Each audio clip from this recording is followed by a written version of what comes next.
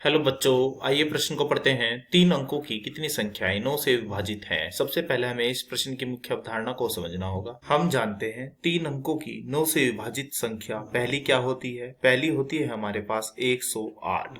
इसके बाद आती है हमारी 117 और सबसे आखिरी की हमारी संख्या होती है जो 9 से विभाजित होगी, वह है 999 अर्थात 999। तो ये कितनी संख्याएं ऐसी होंगी, इसे ज्ञात करने के लिए हमारे पास यह सूत्र होता है nवें पद का मान। तो क्या होता है यह सूत्र? यह सूत्र है हमारे पास a जमा n-1 और गुणा में क्या आता है d।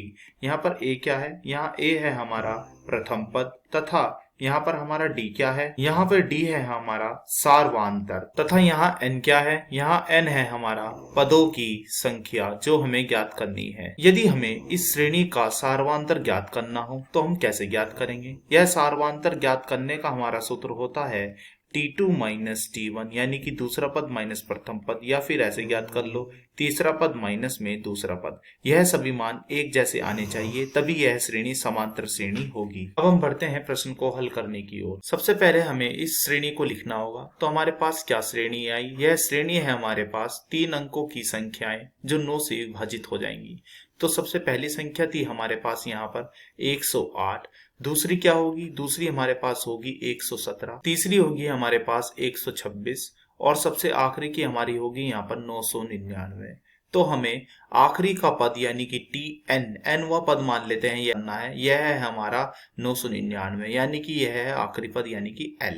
अब हम nवें पद का सूत्र क्या जानते हैं? यह सूत्र होता है हमारे पास a जमा n-1 गुणा में d। यह सूत्र मैं अपनी मुख्य अवधारणा में भी बता चुका हूँ। हमें यहाँ d की जरूरत पड़ेगी। d कैसे निकालते हैं? d का सूत्र होता है T2 माइनस T1, यानी कि दूसरा पद माइनस के पहला पद। दूसरा पद है 117, पहला पद है हमारा यहाँ पर 108।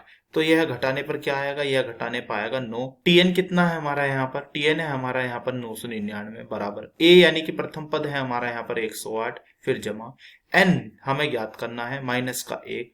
d कितना है? d है हमारा यहाँ पर अभी निकाला है 9। अब हम इसे हल करते हैं तो 108 9 के अंदर गुणा कर देते हैं, यह हो जाएगा 9n माइनस में कितना 9 बराबर में चल रहा है हमारा 999। अब हम क्या करते हैं, इस 108 में से यह 9 घटा देते हैं। तो घटाने पर क्या आएगा? घटाने पर आएगा हमारा यह 99 और साथ में क्या चल रहा है? साथ में है हमारे पास 9n, तो लिख देते हैं। बराबर में क्या है? बराबर में है हमारा यहाँ पर 999। अब 999 में से हम क्या घटाएंगे? इसको हम इधर की तरफ ले जाते हैं और घटा देते हैं 99।